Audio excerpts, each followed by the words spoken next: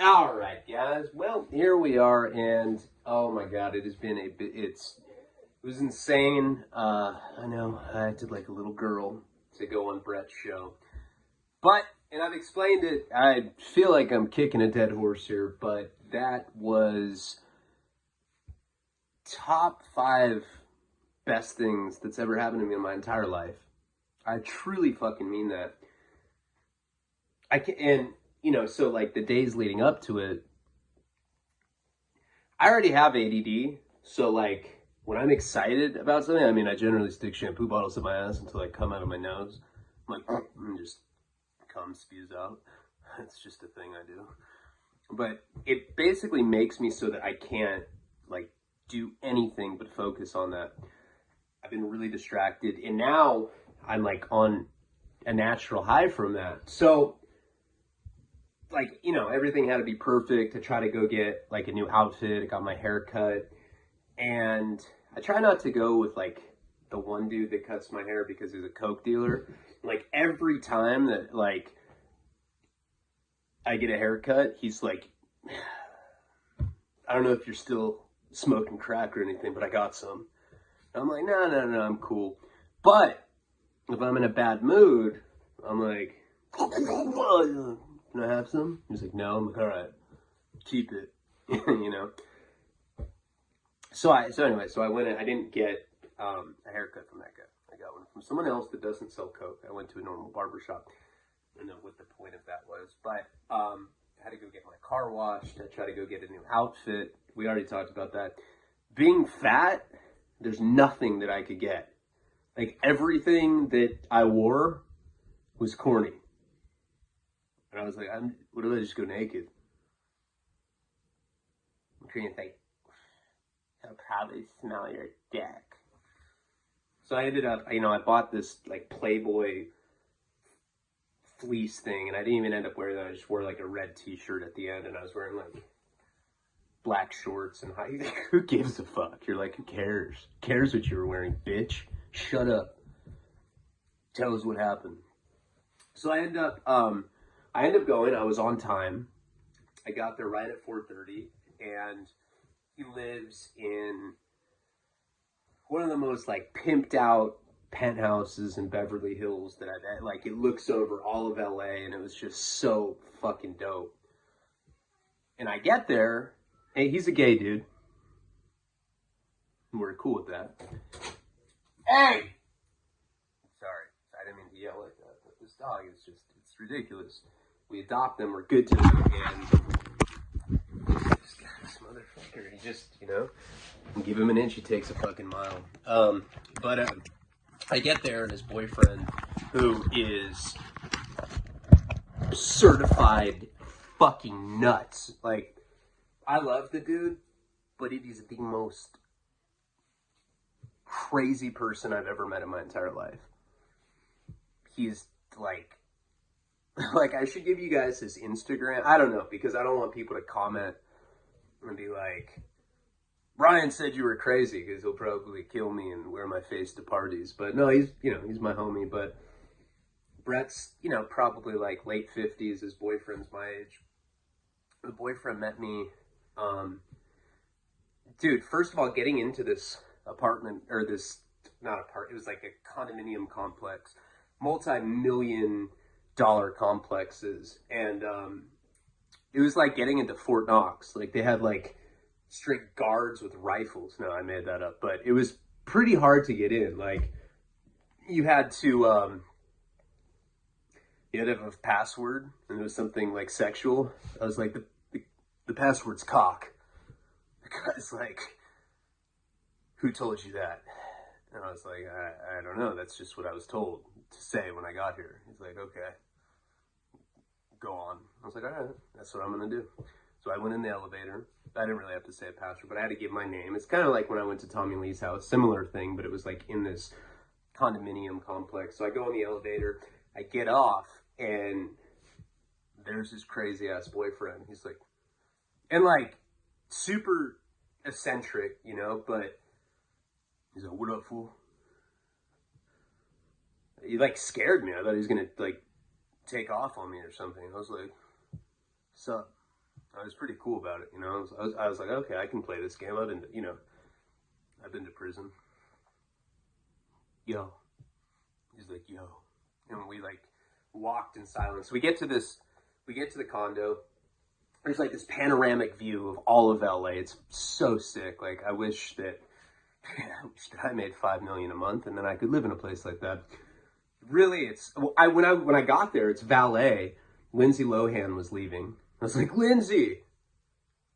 She's like, oh, shorts are whack. No, she looked at. I really was like, yo, Lindsay, Ryan Leone, how you doing? She didn't say anything to me. I really did. That really happened, but she didn't say anything. And so I go up there. I go out on this balcony, and it's like this expansive ass view of LA. And I'm looking at it every time I'm at a house like that. Johnny Depp's house, Mayweather's house, Tommy Lee's, Chris Hanley, that producer's house with that indoor pool. Remember I posted pictures of that? Anytime I'm at a house like that, it's like inspired. I'm like, wow. I just imagine what it would be like to have that lifestyle. You know, I was looking out at LA. There's kind of like a moment where I was just thinking, I was like taking it in. And I know it sounds like fangirl-ish, but I was like dizzy with anxiety. Like I was nervous to meet him. I don't really get starstruck easily, but I was pretty nervous because of all the people that I can think of that I've met, that one, he probably like inspired me more than anyone. Like I remember reading American Psycho when I was like a kid, and just I don't know. I was always in love with the way that he wrote. He's a badass writer. My favorite book of his is called Lunar Park, and like it's pretty badass. It's like it's like a fake memoir about him, but it's exaggerated, and he's like snorting heroin and writing short stories about talking bisexual scarecrows in fast food restaurants and stuff. I know it sounds not good, but it's good. So anyway, so I'm out on the balcony and I'm vaping, which was fitting. I was like, I'm just gonna vape here. I like fit like a neighbor was like, hey, is that vanilla custard? I was like, nah, or whatever the flavor I had was. And so I walk back in, and Bret's there in his kitchen eating a hamburger, and he just looks at me. He's like, hey, Ryan. I was like, hey, Bret. He's like, how you doing? I was like, good. It was like he knew me already. It was so, dude, it was so fucking weird. So it's like someone I've idolized my whole life. Eminem meeting Dr. Dre. I know it's hard to contextualize that, you know, or I mean to compare it.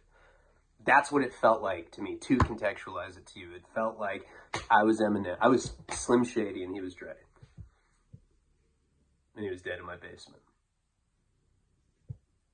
That was fucking lame, I'm sorry. So we started talking and it was like, I don't know, my nervousness like kind of went away a little bit, you know, because he's just a normal, nice guy. And that's the thing, you know, if you're around people like that a lot, which I am more and more these days, they're just fucking people. And I mean, some people look at it that way, some people don't. You know, there's some people that are like in an outhouse in Kansas right now, and they're like, damn, I don't think Johnny Depp's human. And they like tell their friend, they're like, hey, do you think Johnny Depp's human? And their friend's like, nah, bro. No, I don't. You want to snort more meth? Yeah. I'm horny. Yeah, me too, bro. You want to talk more about Johnny? Nah. Not now. All right. Sorry. So then he took me, he has like a studio that's attached to his place. I go in there and there's a producer in there who was really cool. He looked just like Corey Feldman. And he was my age.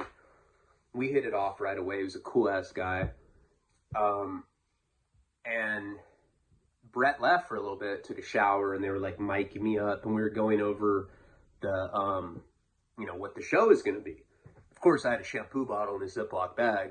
I like set it out on the desk. I was like, hey, when I get nervous, I stick this up my ass. That's just my process. The producer's like, yeah, me too. I do shit like that too.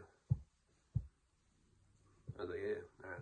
Sorry, I don't know. I'm like so high naturally off this right now that I'm still, it's like, I don't know if you can tell, but my brain's just kind of like short circuiting a little bit, which is good because when I'm in a good mood, I can definitely do better videos. So Bret comes back in and we start talking, you know, and I'm like, we're going over what the show's going to be like. Now, I've been listening to this podcast for years, probably since like 2013 when it started, like right around whenever this show first started. I think it was like 13 or 14. I've been listening to it from the beginning. I've heard most of the guests that he's had on. I've heard like Quentin Tarantino's been on there, Larry Clark, Marilyn Manson, Moby, bunch of people. Nobody that's hot and tan like me, but other people that were trying to be, you know. So I knew how the format of the show worked, and what's interesting about it is it's a podcast, but it's, you know, the podcast that I think I do the best on, you probably like see podcasts and you're like, wow, you're not totally different. Because I can't really be like in video storytelling character. I try to be, but it's hard. So I'm always like more serious on podcasts, and I need to work on that, because if I was like more how I was when I told stories, I think that it would be better. But it doesn't really matter because the story is interesting to other people. So even if I'm boring, if I'm like, yeah,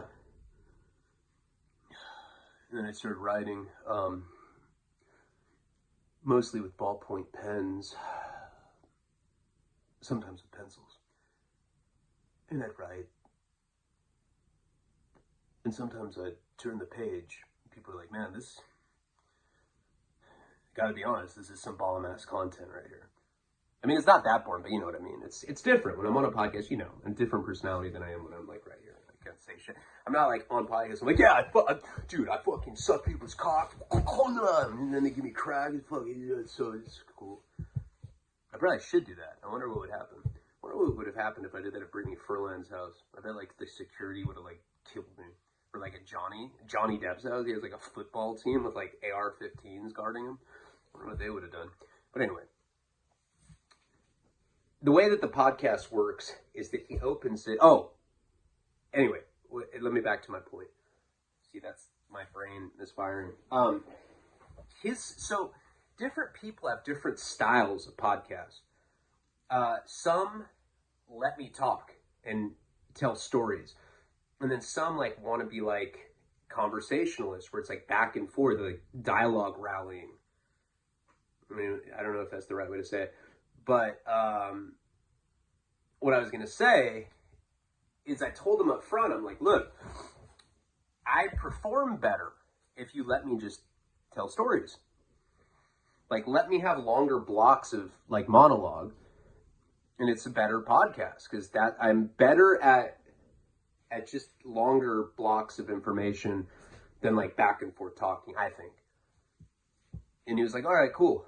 So we talked about it for a little bit. And like still at this point, I'm looking around the room. There's like all of his books in there. And there's just like all this crazy signed shit, you know, from all these different artists that I love. And he wrote pretty much all of his books except everything past American Psycho was written there.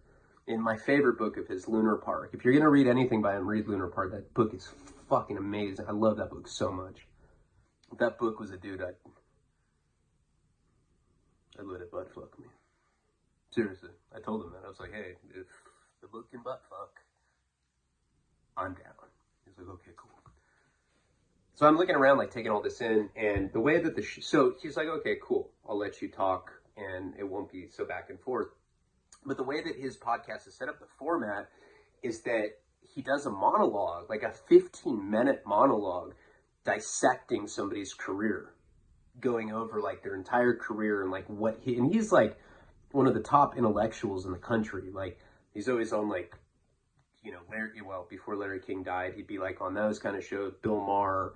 He's always getting interviewed by like New York Times, Wall Street Journal, LA Times. Like he's like a highly respected intellectual. I'm just some like convict guy that has a book. So, you know, he has like 9 books and he's worth like millions and millions of dollars. But if he's doing like Quentin Tarantino, he'll talk about like his entire career, you know, the entire like, and he'll analyze it. He'll you know, talk about Once Upon a Time in Hollywood, and then he'll talk about like, you know, the screenplays he wrote, True Romance, and just go over his entire career. So I like have one book. I have a bunch of film deals that have never gone through, which is embarrassing. But I don't really have much for him to talk about. So I was tripping about that. I was like, fuck, what's this fool going to say? And he's like, all right, we're going to start. And I was like, all right, yeah. I like clenched onto the shampoo bottle. I was like, yeah, go ahead. Don't mind me. I'm just going to sit on this. He's like, okay. I like sat on it. And he starts talking. And he opens with this monologue. And I got to say, man, like you know, it's coming out next Saturday. But he starts talking about me. He's like, all right, you know, welcome to Bret, Easton, Ellis podcast. Today we have Ryan Leone. He said it right. I have to correct him. And he starts talking about me and my book, and he read it. And he was saying that millennials basically suck at writing, except for me. He's like, everybody sucks except for him. But he's saying that he really doesn't like my generation of writers. He thought that literature was basically dead, but that he really liked my book. And that, you know, that I was actually a millennial that wrote something good. And just all this complimentary shit. I was just straight beating off. I'm like biting my lip. He's like, are you listening? I'm like, yeah. Keep saying shit, man.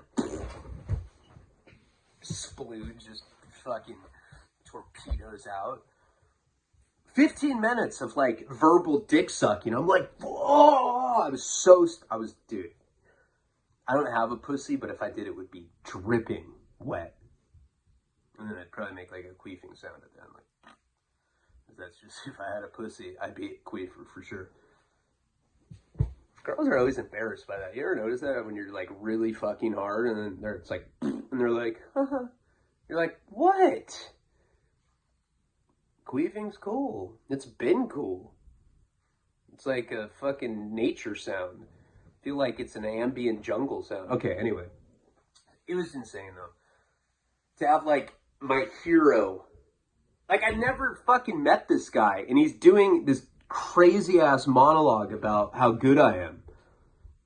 I'm pretty full of myself, so I'm like, uh-huh. What else? No, say that part again. That, one more time. Ooh. And that was it, you know, 15 minutes of that, and I was just stoked, man. Like, fuck. Felt like everything that I dreamt about in prison just manifested into it. Just when Johnny gave me the Hunter cigarette holder, that was a surreal fucking moment in my life where I was like, I made it. That was one of them, but this was like another one for sure. Like, I don't know, I got emotional because it didn't just represent a book that I wrote and like I've been trying to make it ever since. It represented like an entire journey of pain, you know, because that's what that book was. I wrote it to deal with the fucked up shit that was going on in my life at that time. It was like an escape from prison and it just meant the world to me. And I told him that. He's like, I don't give a fuck. It seemed like the more, no, he didn't say that, but it seemed like the more like sentimentalist I was with him, the less responsive he was. I don't think he likes that. I don't think people like that in general. If you suck them off too hard, you know? But if you're like classy about sucking their dick, then it's cool. And so then we talked for about 2.5 hours, and then shit got really wild after the show. I ended up staying there and hanging out with the producers, and that's an upper tier story, but it was a fucking insane rock star night. Don't worry, I'm still sober, but, and I didn't have gay sex or anything.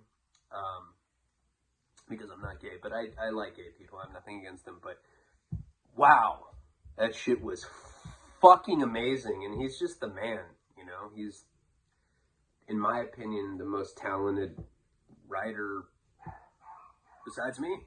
No, he's the shit. He's my favorite. I've read everything that guy's ever written, like multiple times. And I told him, you know, when I was in Victorville, someone had given me a copy of Lunar Park. I'd already read it back when I was with Jenny. Right before I went to prison, I read Lunar Park. I was in this phase of my life where I was fat. I wasn't shitting ever. And I was reading. I was like a fat reader. It's like, what up? I'm hungry and I want to read now. And then I like go to my room and like eat powdered donuts. Oh, this book is amazing. And then when I was in prison, I was in the hole one time and someone gave me Lunar Park, which is like one of my favorite books. It was crazy that book just happened to be floating around in the hole. And I probably read the book 50 times. Like, I'm not even joking. Like, that's all I had to do. I was like trying to read it in Spanish and other languages that I don't even know. And I pretty much memorized the book. And we talked about that a lot, you know. I talked about how he had impacted me. And just to hear him recognize me.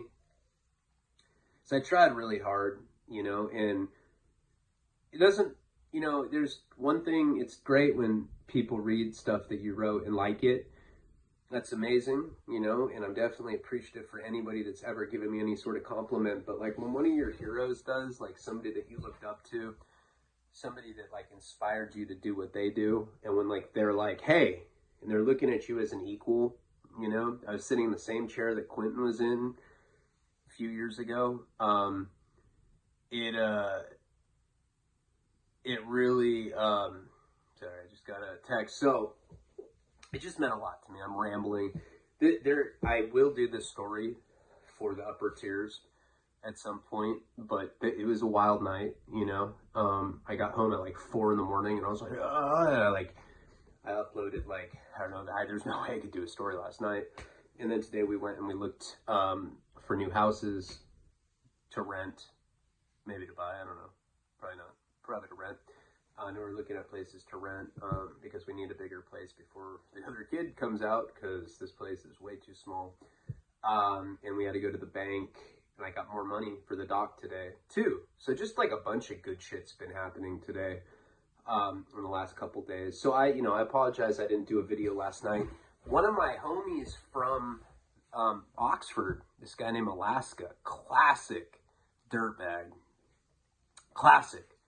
I love the guy. We kind of had a love-hate relationship. I haven't seen him for, God, since I paroled from Wisconsin in 2013. It is, you know, it's almost 10 years ago now. Jeez.